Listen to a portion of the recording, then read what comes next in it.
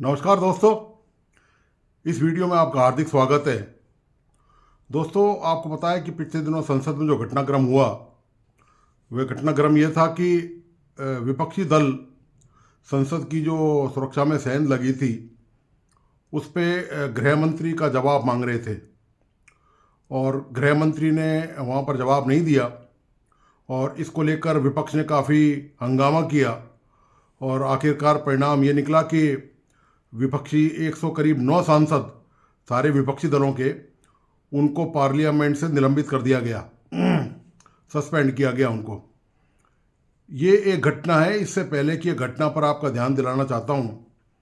इससे पहले मणिपुर के मामले को लेकर जब संसद का पिछला सत्र चल रहा था तो उसमें मणिपुर में जो हिंसा लगातार हो रही थी, हालांकि रुक रुक कर वहाँ अभी भी जारी है, तो जब उस समय व्यापक पैमाने पर हिंसा हो रही थी जिसमें सैकड़ों लोग मारे गए और हजारों घर परिवार जो है वो तबाह हो गए, उसमें प्रधानमंत्री नरेंद्र मोदी से संसद में बयान देने की मांग की गई थी और विपक्ष ने इस बात को लेकर काफ़ी बड़ा हंगामा किया कि संसद में प्रधानमंत्री नरेंद्र मोदी बयान नहीं दे रहे हैं।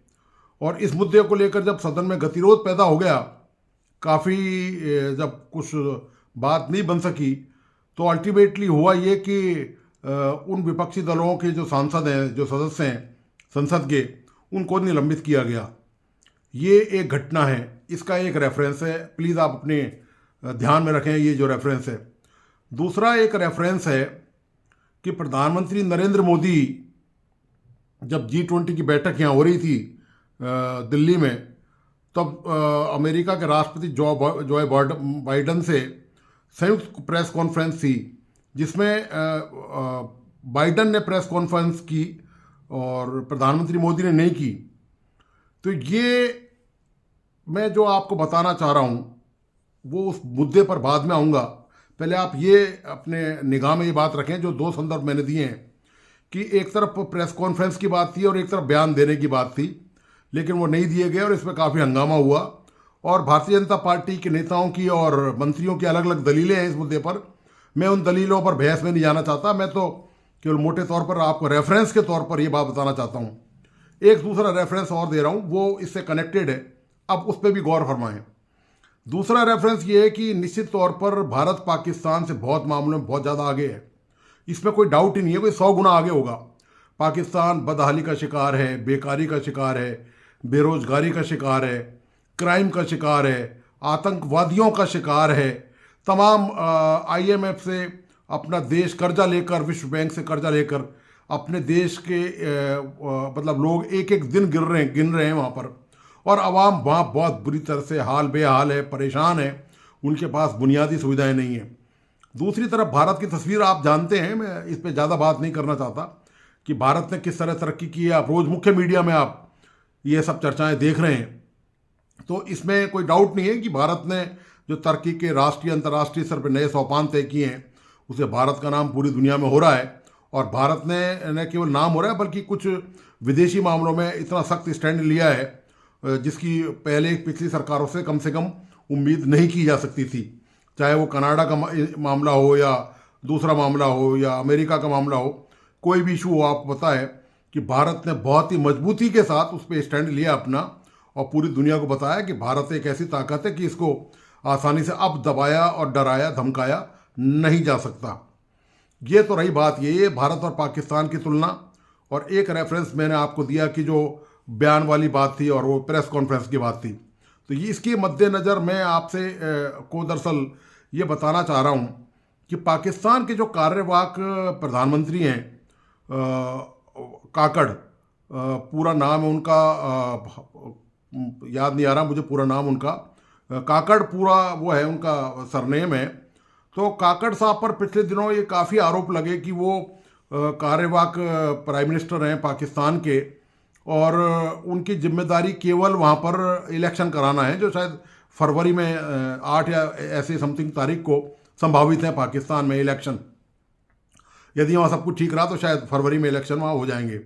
तो काकड़ साहब पर उनके विरोधी और जो टीकाकार टिप्पणीकार हैं वो आरोप लगाते रहे कि, और इस तरह से उन्होंने आरोप लगाया उनके ऊपर कि देखिए काकड़ साहब जो है वो कार्यवाहक प्राइम मिनिस्टर हैं और उनका काम सिर्फ इलेक्शन कराना है। और काकड़ ने इस बीच में चीन में भी यात्रा करी और दूसरे देशों में भी वो गए, वो इंग्लैंड में, वो अमेरिका में भी गए। और इस बीच में उनके बारे में काफ़ी टीका टिप्पणी रही कि ये सरकारी धन बर्बाद कर रहे हैं, ये कार्यवाहक प्रधानमंत्री हैं, इनको नहीं जाना चाहिए था, ये हुए। मतलब उनकी छवि और ऐसी नकारात्मक तौर पर उन्हीं के लोगों ने पेश करी। भारत का तो इसमें कोई रोल ही नहीं है। भारत इस मामले में, पाकिस्तान के मामले में कोई ज़्यादा टीका टिप्पणी करता नहीं है ऑफिशियली। मीडिया भले ही थोड़ा बहुत कुछ कहे, लेकिन सरकारी स्तर पर इस मामले में ज़्यादा भारत सरकार जो है वो कुछ करती नहीं है। उनको उनके हाल पे छोड़ रखा है कि ये जैसा भी चाहें। तो इस मामले में पूरी नकारात्मक एक इमेज अनारुल हक काकड़, या नाम याद आ गया मुझे प्राइम मिनिस्टर का, अनारुल हक काकड़ जो है वो कार्यवाहक प्रधानमंत्री हैं। तो उन पर ये आरोप ही कि ये तो विदेशों में पढ़े हुए हैं, वो डेफिनेटली वो कहीं फॉरेन यूनिवर्सिटी से ग्रेजुएट में पढ़ के आए हैं वहाँ से, और बहुत ही फ्लुएंट, बहुत शानदार इंग्लिश बोलते हैं। तो वो उन पर ये ऐसा आरोप लगाया कि ये तो क्योंकि पाकिस्तान पहले ही कर्जे में दबा हुआ है और आम आवाम के पास वहाँ पर खाने तक का हिसाब किताब पूरा नहीं है। हर चीज़ के दाम मतलब लोगों की पहुँच से बाहर जा चुके हैं। बिजली का बिल हो, पानी हो, राशन हो, तमाम और चीज़ें, पेट्रोल डीजल गैस हो, ये तमाम वहाँ पर जो है बहुत ज़्यादा लोगों की क्षमताओं से बाहर जा रहे हैं। उसका कारण ये है कि पाकिस्तान में कोई प्रोडक्शन होता नहीं है और पाकिस्तान की सरकार का हाल सबको पता ही है कि वहाँ 2 साल से ज़्यादा कोई सरकार टिकी नहीं है। कभी वहाँ पर सेना आ जाती है बीच में, कभी सरकार आ जाती है। तो ये चूहे बिल्ली वाला खेल वहाँ पर चलता रहता है। खैर, बात कार्यवाहक प्रधानमंत्री काकड़ की हो रही थी। तो काकड़ के बारे में ऐसा दृष्टिकोण बनाया गया वहाँ पर, इस तरह प्रचार किया गया कि काकड़ को कुछ पता ही नहीं है, जैसे वो कुछ जानते ही नहीं है, वो आदमी बहुत लापरवाह है, बहुत गैर जिम्मेदार है। ये तमाम चीज़ें वो इस तरह से वहाँ पर उनके बारे में इस तरह की छवि उनकी वहाँ पेश की गई। मैंने उनका एक दोस्तों वीडियो देखा है, एक प्रेस मतलब एक जनसंवाद, मतलब किसी देश का प्रधानमंत्री जनसंवाद करता हो और जनसंवाद में उनका जो आंसर देने का लेवल है ना, वो ज़बरदस्त प्रभावित करने वाला है। तमाम खराबियां हैं पाकिस्तान में, कोई डाउट नहीं, आतंकवाद को पोषित करता है, कट्टरपन है, इस्लामिक वहाँ पर जो है वो मुल्ले मौलवियों का बोलबाला है, फतवे दुनिया भर के जारी करते हैं, उल्टी सीधी बात करते हैं, गैर वैज्ञानिक बात करते हैं, गैर सामाजिक बात करते हैं, पूरी दुनिया में उनका कहीं कोई स्टैंड नहीं है। ये तमाम हालात के बावजूद मैंने जब वो प्रधानमंत्री काकड़ का वो जो लोगों से जो इंटरेक्शन था, लोगों ने, आवाम ने जो वहाँ पर जो सवाल जवाब किए, उन्होंने जो जवाब दिए ना वहाँ पर, वो देखने लायक है। 2 चीज़ें महत्वपूर्ण है इसमें दोस्तों। एक तो देश का, चाहे वो कार्यवाहक हो, पर है तो प्राइम मिनिस्टर, संवैधानिक पद, सब सर्वोच्च संवैधानिक पद पर काकड़ बैठे हुए हैं। तो एक तो सबसे बड़ी बात यह है कि देश का प्रधानमंत्री, और वो भी आम आवाम के, आम लोगों के सवालों के जवाब दे, ये कल्पना से परे पहली चीज। दूसरा जो सबसे प्रमुख मुद्दा है, जो पॉइंट है, जिसके कारण मैंने ये वीडियो बनाने का तय किया कि इस इशू पे वीडियो बनाया जाए और आप तक ये बात पहुंचाई जाए, जो काकड़ का जवाब देने का स्तर है ना, जो उन्होंने लोगों को रिप्लाई दिया है, वो देखने के काबिल है। इतनी जबरदस्त नॉलेज है उस आदमी को, इतनी हर मुद्दे को उन्होंने बिल्कुल रूट में जाकर उसकी, चाहे वो लोकतंत्र का मामला हो, चाहे वो वहाँ के राजनीतिक हालात का मामला हो, चाहे वहाँ की और जो दूसरी समस्याएं, उनकी जड़ में, बेशक वो सरकार वहाँ पर नाकाम रही हों, सरकारें, फौजी शासन वहाँ पर लोगों की समस्याएं सुलझाने में, उनकी तकलीफें दूर करने में भले ही नाकाम रही हों, लेकिन प्राइम मिनिस्टर काकड़ ने जो जवाब दिए हैं ना, वो अकल्पनीय हैं। और इतने तथ्यों के साथ पूरी हिस्ट्री को उन्होंने लोगों के सामने एक एक हर्फ, एक एक पन्ना खोल के रख दिया, और जबरदस्त लॉजिक के साथ। मतलब आप कोई आदमी, वो उन्होंने दिखाया है कि एक पढ़ा लिखा व्यक्ति होना, और पढ़े लिखे व्यक्ति होने में जो चीज़ें पढ़ाई लिखाई से रिलेटेड होती हैं, जो अनुभव से रिलेटेड होती हैं, जो उनका बैकग्राउंड है पढ़ाई लिखाई का, वो उनकी जवाबों में आपको नजर आएगा। इतना शानदार उन्होंने जवाब दिया, एक एक बात को उन्होंने बिल्कुल प्याज की परतों की तरह एक एक चीज खोली, और ताकि लोगों को समझने में आसानी रहे, और पूरा लंबा, पूरी तरह से समझाया उन्होंने। कोई कसर उन्होंने बाकी नहीं रखी। तो देखिए दोस्तों, दो चीजें, एक तो प्राइम मिनिस्टर इंटरेक्शन करे, यही संभव नहीं है कम से कम भारत में। तो मेरा मानना है कि इस तरह के सवाल जवाब वो पॉसिबल ही नहीं है, पहली बात। जो सबसे बड़ी बात उनकी जो खासियत रही। दूसरी जो महत्वपूर्ण चीज ये है कि उनका जो रिप्लाई है वो देखने लायक है। सवाल ये नहीं है कि पाकिस्तान हमारा दुश्मन देश है, वो हमसे घृणा करता है, हमसे वैमनस्य पालता है, हमारे आतंकवादी भेजता है। लेकिन दोस्तों, कहीं भी कुछ अच्छा हो तो मेरा मानना यह है कि उससे जरूर कुछ ना कुछ सीखना चाहिए और देखना चाहिए, उसको समझना चाहिए कि आखिर क्या बात है, आखिर क्या चीज़ है। हो सकता है कि 1000 लोगों में जहाँ गलत हो तो वहाँ कोई एक आदमी ठीक बात कर भी रहा हो, ये भी पॉसिबल है। तो इसको, चूंकि हम भी डेमोक्रेसी में रहते हैं और एक टूटी फूटी लंगड़ी बाकी टेढ़ी आड़ी तिरछी डेमोक्रेसी का नाम ही है पाकिस्तान में, बाकी तो वहाँ डेमोक्रेसी है नहीं, एक वो भी है। तो वो डेमोक्रेसी से चुना हुआ कार्यवाहक प्रधानमंत्री है आखिर। तो वो जो जवाब देने का उनको जो रिप्लाई है, जो अंदाज है जवाब देने का, जो रेफरेंस उन्होंने दिया, जो इंटेलेक्चुअल तरीके से उन्होंने लोगों को जवाब देकर उनको संतुष्ट करने की कोशिश की, वो काबिल तारीफ है, वो देखने लायक है, वो सबको देखना चाहिए। तो आपको इस वीडियो के साथ मेरी बात समाप्त होगी तो मैं आपको वो वीडियो ज़रूर दिखाऊंगा। वो वीडियो मैंने इसमें से लिया है पाकिस्तान से, तो वो प्लीज़ आप देखिए और आप खुद कंपेयर कीजिए इस बात को लेकर कि क्या किसी देश का प्रधानमंत्री आम लोगों के साथ उनकी दुख तकलीफ़ों को साझा कर सकता है, क्या उनकी बात सुन सकता है, क्या मीडिया के समक्ष वो जा सकता है। काकड़ साहब ने इससे पहले टेलीविज़न में भी इंटरव्यू दिए हैं, वहाँ जाकर वहाँ खुलकर बातचीत करी हर मुद्दे पर। वो उन्होंने बचने की कोशिश नहीं करी। जो सवाल उनसे पूछे गए, कोई भी सवाल उनसे पूछा गया, किसी भी मुद्दे को लेकर पूछा गया, उनसे जो रिप्लाई बन पड़ा, और रिप्लाई जो बन ही नहीं पड़ा, केवल रिप्लाई उन्होंने पूरा सार गर्भित तरीके से रिप्लाई दिया, विद लॉजिक, पूरे मतलब तथ्यों के साथ, पूरा रेफरेंस, पूरा इतिहास, पूरा अनुभव के साथ उन्होंने वो बात कही, वो रिप्लाई दिया। निर्णय दोस्तों, आप अवाम हैं, हम लोग मतदाता हैं, आप भी मतदाता हैं। आपको तय करना है कि हमको लोकतंत्र किस दिशा में ले जाना है, कौन हमें चला रहा है, कैसे चला रहा है, क्यों चला रहा है हमें ऐसे, क्या ऐसे ही चलना चाहिए, सवाल इस बात का भी है। तो ये कंपैरिजन आप पर छोड़ा है, आप अपना विश्लेषण अपने अंदाज में कीजिए। मैं जो बात आपके सामने रख सकता था, वो जो कंपेयर करने की मैंने जो कोशिश की है, वो अल्टीमेट मुकम्मल तो खैर आप ही करेंगे उस कंपैरिजन को, कि वो कंपैरिजन बनता है या नहीं बनता, बनता है तो कैसा बनता है, सही बनता है, गलत बनता है। तो ये सब चीज़ें मैं आपके सामने रख रहा हूँ। तो प्लीज़ आप इस वीडियो को दोस्तों लास्ट तक ज़रूर देखिए इसको, तभी आपको आनंद आएगा इसका, तभी आपको पता चलेगा कि दुनिया कैसे चल रही है, दुनिया कैसे बदल रही है। और दोस्तों इस वीडियो को लाइक कमेंट ज़रूर करें और इस वीडियो को सब्सक्राइब भी ज़रूर करें और आखिर तक ज़रूर देखें। इसी के साथ मेरी बात मैं यही समाप्त करता हूँ और उम्मीद है कि आपको वीडियो ज़रूर पसंद आएगा। प्लीज़ इसे आखिर तक ज़रूर देखिए आप। धन्यवाद, नमस्कार।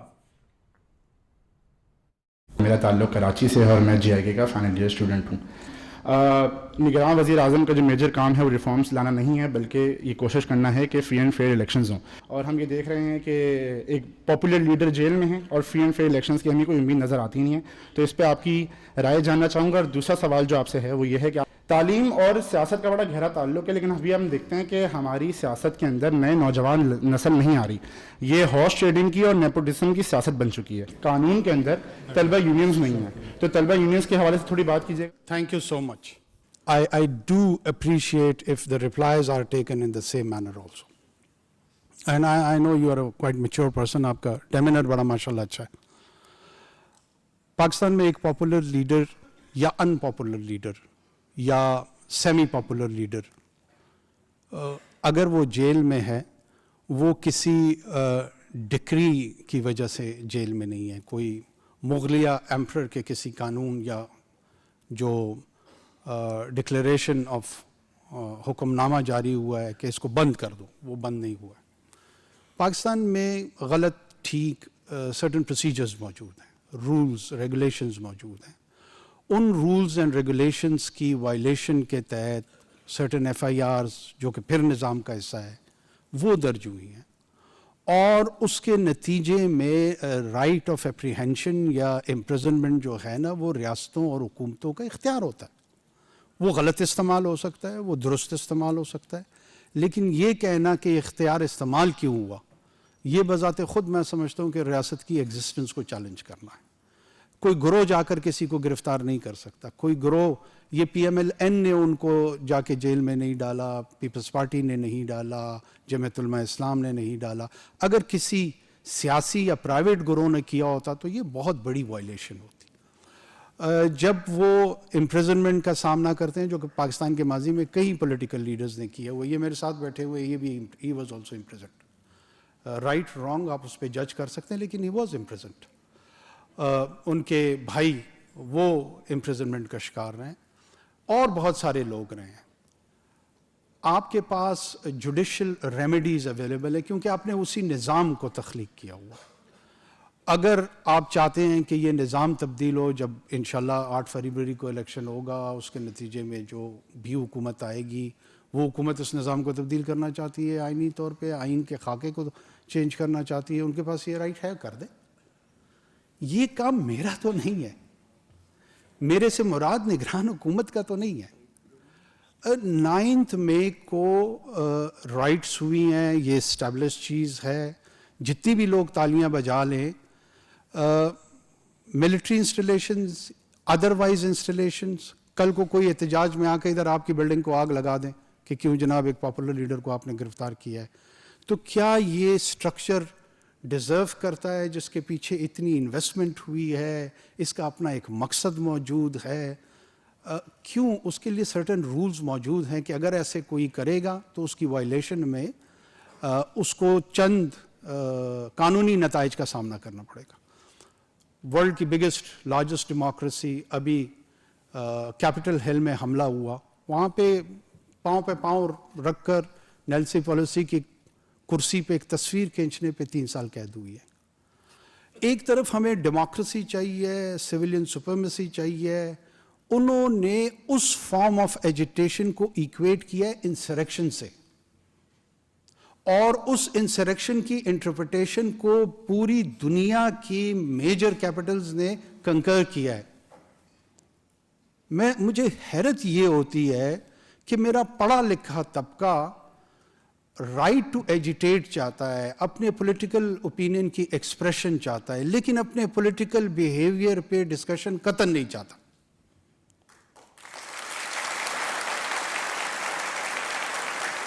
देखिए, गिला बेजा भी करे कोई तो लाजिम है शऊर, जरूर करें। आप उन पॉपुलर लीडर के साथ रहना चाहते हैं, you should vote for him, this is your absolute right. कोई आपके इस राइट को ना चैलेंज करना चाहता है, ना इसको ऑल्टर करना चाहता है। मैं एलीट यूनिवर्सिटीज़ का ख्वाहिशमंद हूँ। ये बड़ा पॉपुलर बात है कि तमाम गरीबों को जो है ना अवेलेबल हो इस तरह के इंस्टीट्यूट। अच्छा, बाय द वे, आप तमाम एलीट बैकग्राउंड के लोग इस पे ताड़ियाँ बजा रहे हैं, मुझे हैरत हो रही थी। यानी इस प्रिविलेज से खुद उसको इंजॉय करते हुए वो समझ रहे हैं कि हम एक एलीटिज्म का शायद शिकार है। बात यह है, जिस माशरे में even socialist experience failed in this, so-called Marxist and Leninist experience failed in this, and Chinese went for an alternate model. मैं तमाम अभी उसके कलमगो हैं, अभी हमने कुरान की आयतों की तिलावत भी की है, मोर और लेस बाय एंड लार्ज हम सारे उस पर अग्री भी करते हैं। हमें जो रोल मॉडल वहाँ पे मिला है उसमें बिलाल हबशी भी है और सैयदना उस्मान भी है, इस पर भी ताड़ियां बजाएं। उन्होंने हमें इनकरेज नहीं किया कि सैयदना उस्मान और अबू बकर की जो फाइनेंशियल कंट्रीब्यूशंस थी उसको एलिमिनेट कर दो और सिर्फ बिलाल हबशी वाला मॉडल लेकर आओ। ये सोशलिस्ट मॉडल तो हो सकता है, रियलिस्टिक मॉडल नहीं है। जो प्रैग्मेटिक और रियलिस्टिक मॉडल है वो ये है कि इनकरेज किया गया है कि जो फॉर्चुनेट है वेल्थ के हवाले से, वो फिलैंथ्रोपी में कंट्रीब्यूट करें to the disadvantage class. Class confrontation का मॉडल हमारे यहाँ नहीं है, क्लास कोऑर्डिनेशन का है। आप अगर किसी हुकूमत से डिमांड करते हैं, किसी एंटिटी से डिमांड करते हैं, मेरे ख्याल में सोसाइटी में स्ट्रेस एंड स्ट्रेन क्रिएट करने की बजाय अस वर्सेस देम, अगर ऑल ऑफ अस की अप्रोच होगी तो मेरे ख्याल में ज़्यादा प्रोडक्टिव रिजल्ट्स की तरफ हम जाएंगे। तो मुझे इस पे कोई शर्मिंदगी नहीं है कि मैंने बहुत सारे GIKs की ख्वाहिश की है। उन GIKs में वहाँ के डिसएडवांटेज क्लास के लोग अपॉर्चुनिटी क्रिएट होनी चाहिए कि वो भी उसको अवेल करें। एक ऐसा मॉडल डिज़ाइन होना चाहिए जिसमें डिफरेंट सोशल बैकग्राउंड के लोगों को आप अपॉर्चुनिटी ऑफर कर सकें।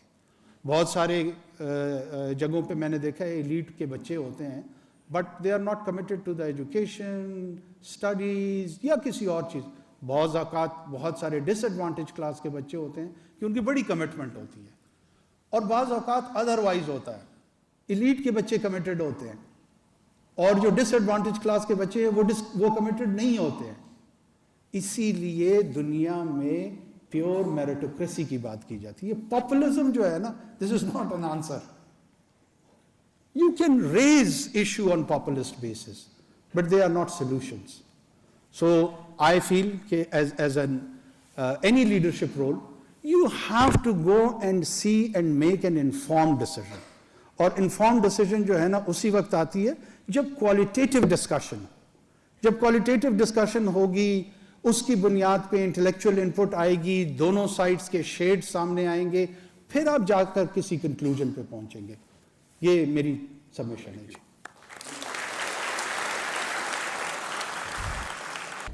यहाँ पर 93 से लेके 2023 तक प्राइम मिनिस्टर्स भी आए हैं, प्रेसिडेंट्स भी आए हैं, लेकिन इस तरफ के तासुरात को सुनना और उनके जवाबात देना, ये रीत आपने डाली है। तो सबसे पहले मैं इस चीज़ पे आपका शुक्रिया अदा करना चाहता हूँ।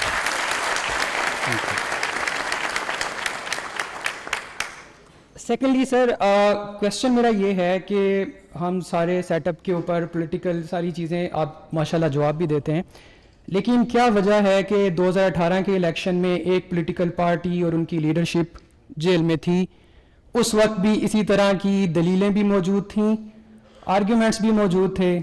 अब एक दूसरी पॉलिटिकल पार्टी है और सारी हवाएं उनके खिलाफ चल रही हैं, तब सारी हवाएं उनके खिलाफ चल रही थी। तो सर इसकी क्या वजह है, इसको ज़रा आप एक्सप्लेन कर दें please. Thank you very much. I think so. First of all, I'm humbled. लेकिन this is more pertinent question. और इसमें मेरे ख्याल में हमारे यहाँ जो सो कॉल्ड वेल्ड अंदाज में जो आप पूछ रहे हैं वो है हमारा सिविल मिलिट्री रिलेशनशिप और उसके बीच में जो इम्बैलेंस है। ये मेरी ज़ाती राय है, ये मैं किसी ऑफिशियल पोजीशन को रिप्रेजेंट नहीं कर रहा हूँ। चूँकि आपने मुझसे मेरी राय पूछी है इसलिए मैं उसका इजहार कर रहा हूँ। देखें, गवर्नेंस स्ट्रक्चर अगर आप डॉक्यूमेंटेड 5000 हिस्ट्री ऑफ मैनकाइंड देखें, उसमें कोई भी निज़ाम, आप ग्रीक सिटी स्टेट से लेके रोमन एम्पायर्स की इनिशिएशन से जब इस जर्नी को ऑब्जर्व करते हैं तो एम्पायर्स बनी हैं, फिर किंगडम्स बने हैं, प्रिंसिपैलिटीज़ बनी हैं, फिर मॉडर्न एरा में पोस्ट रेनेसांस में आहिस्ता आहिस्ता ये सफ़र नेशन स्टेट की तरफ आया। और उस नेशन स्टेट में भी एक ब्लॉक ने मार्क्सिस्ट और लेनिनिस्ट टेंडेंसी ली है, दूसरी तरफ कैपिटलिस्ट ब्लॉक ने डेमोक्रेसी को जन्म दिया। अच्छा, डेमोक्रेसी का अपना सफ़र भी क्वाइट इंटरेस्टिंग है। हमारे यहाँ हमारे बहुत सारे कॉम्परस दोस्त, मैं चूँकि बलूचिस्तान से मेरा ताल्लुक़ है, मेरी मुराद कॉम्परस्तों से, पश्तून, बलोच, सिंधी कॉम्परस्तों से होती है। वो हमें इस तरह का तासुर देते थे जब मैं भी स्टूडेंट लाइफ में था कि पाकिस्तान तो एक ऐसी रियासत है जो बड़ी रीसेंट है, ये माइल्ड होके कहते थे और ज़रा सख्त अल्फाज इस्तेमाल करते थे तो कहते थे आर्टिफिशियल रियासत है। कौमें जो हैं वो आप देखें, ईरान कदीम कौम है और जर्मन कदीम कौम है और फ्रेंच कदीम कौम है और इटालियन कदीम कौम है। मैं भी इसी तरह की सुपरफिशियल अंडरस्टैंडिंग से गुजरते हुए बहुत अरसे तक इस गलत फहमी का शिकार रहा। जब कुछ आपकी तरह थोड़ा बहुत मैच्योर हुआ और खुद तकलीद की बजाय तहकीक करने की कोशिश की तो पता लगा कि ये कोई इतने पुराने कौमें नहीं है। Since Adam and Eve, German unification is post Bismarck experience, 1840 के बाद की दिहाई की बात है। There was Rome in history but there was no Italy. Italian unification जो है ना, it's again of 130 or 40 years experience.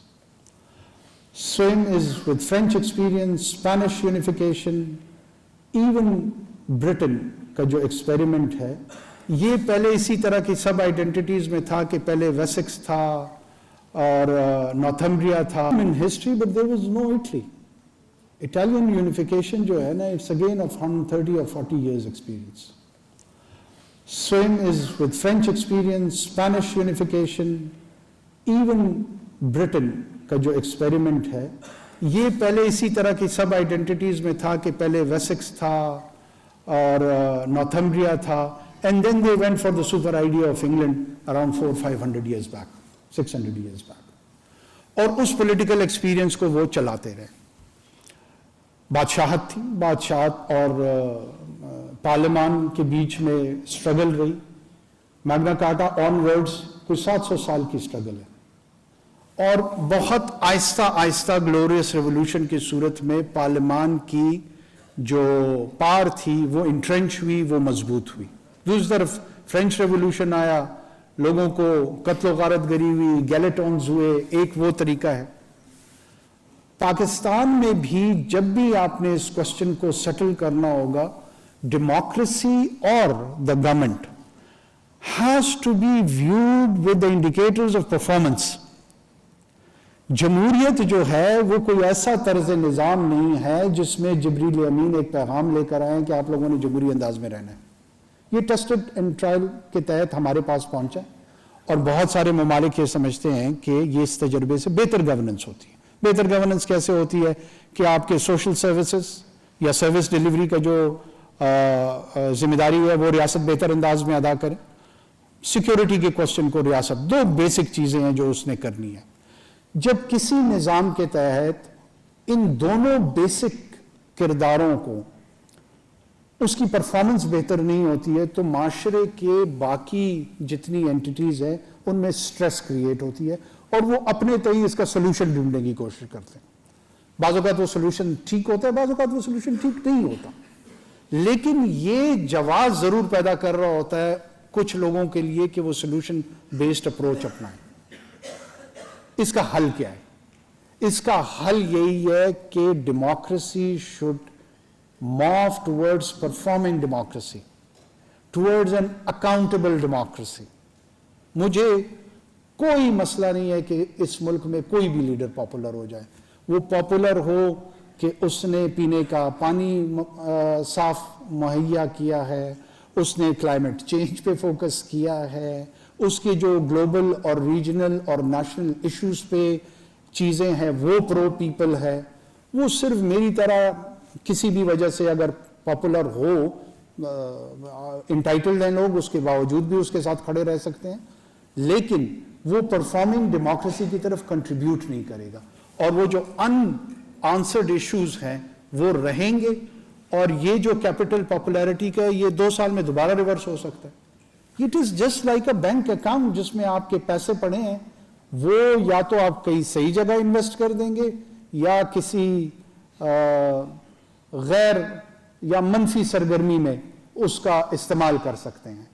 अगर पॉपुलैरिटी दुनिया में ये एक्सपेरिमेंट्स आए हैं, वो कन्वर्ट नहीं होती है बेहतर डिलीवरी में, तो वो डिजास्टर साबित होती है. Thank you.